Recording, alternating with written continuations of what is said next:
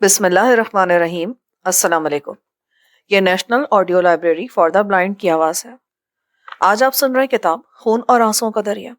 اس کے مصنف ہیں قطب الدین عزیز اور اس کا ترجمہ کیا ہے سلیم منصور خالد اور ظہور احمد قریشی نے۔ اس کتاب کے لیے ہم سے تعاون کیا ہے محمد بلال نے۔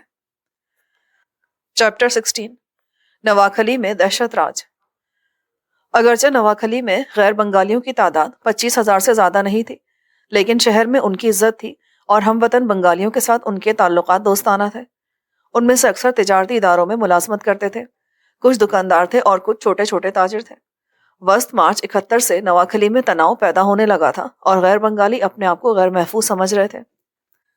21 تا 23 مارچ 71 کو عوامی لیگ کے مسلح کارکنوں، ایسٹ پاکستان رائفلز کے باغیوں اور انصار رضاکار نے نواکھلی میں غیر بنگالیوں کو نسلی طور پر ختم کرنے کے اقدامات کیے۔ اندازہ کیا جاتا ہے کہ اس قتل عام میں 2000 کے قریب غیر بنگالی مردوں، عورتوں اور بچوں کو قتل کر دیا گیا۔ باغیوں نے بہت سی غیر بنگالی نوجوان لڑکیوں کو اغوا کیا، ان کی عصمت دری کی اور اپریل 1971 کے آخری ہفتے میں پاکستانی فوج کی طرف سے پیش قدمی سے پہلے باغیوں نے ان میں سے اکثر کو قتل کر دیا۔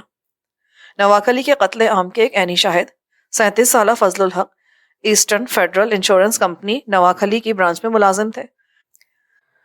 1969 میں نواکھلی میں تبدیلی سے پہلے وہ چٹاگانگ میں رہتے تھے۔ ان کے والدین اور دوسرے رشتہ دار چٹاگانگ میں مقیم تھے۔ فضل کی شہادت کچھ یوں ہے۔ ایسٹرن فیڈرل انشورنس کمپنی کے 1 درجن کے قریب اردو بولنے والے ملازمین نے نیو روڈ نواکھلی میں ایک اپارٹمنٹ کرائے پر لے رکھا تھا جو ایک طرح کا مشترکہ انتظام تھا۔ میں بھی اسی اپارٹمنٹ میں رہتا تھا۔ میرے دوسرے ساتھیوں اور خود میرے اپنے بنگالی ہمسایوں کے بہت اچھے تعلقات تھے۔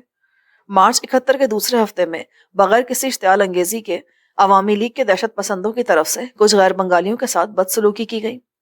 20 مارچ 1971 کو جب میں اپنے دفتر گیا تو کچھ بنگالی دوستوں نے انتباہ کیا کہ احتیاط کیجیے گا، خطرہ ہے کہ عوامی لیگ کے دہشت گرد غیر بنگالیوں کے گھروں پر حملے کریں گے۔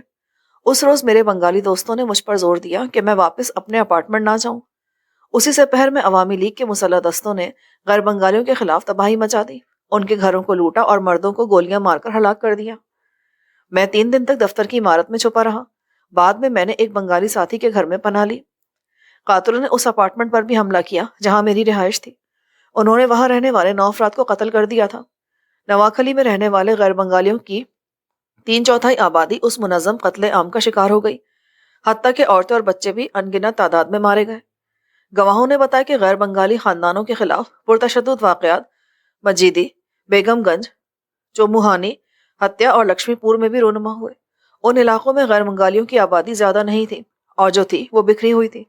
لگتا ہے کہ کچھ غیر بنگالی تاجروں کو تاوان کے لیے پکڑا گیا تھا اور کچھ غیر بنگالیوں کی دکانوں کو لوٹا گیا تھا۔ مجیدی ریلوے اسٹیشن پر مارچ 1971 کے فسادات میں کچھ غیر بنگالی ریلوے ملازمین کو قتل کیا گیا۔ مارچ کے آخری ہفتے اور اپریل 71 کے آخری ہفتے میں عوامی لیگ کے دہشت پسندوں نے ساحل سے دور جزیروں مثلاً سنڈوب، ساؤتھ ہیٹیا اور داکن شہباز پور پر بھی یلغار کی تھی اور وہاں موجود غیر بنگالیوں کو ہلاک کر دیا تھا۔ معزز سامعین، جو ریکارڈنگ آپ نے ابھی سماعت فرمائی اسے national audio library for the blind کی جانب سے پیش کیا گیا ہے۔ ہمارے یوٹیوب چینل کو لائک، سبسکرائب اور شیئر ضرور کیجیے۔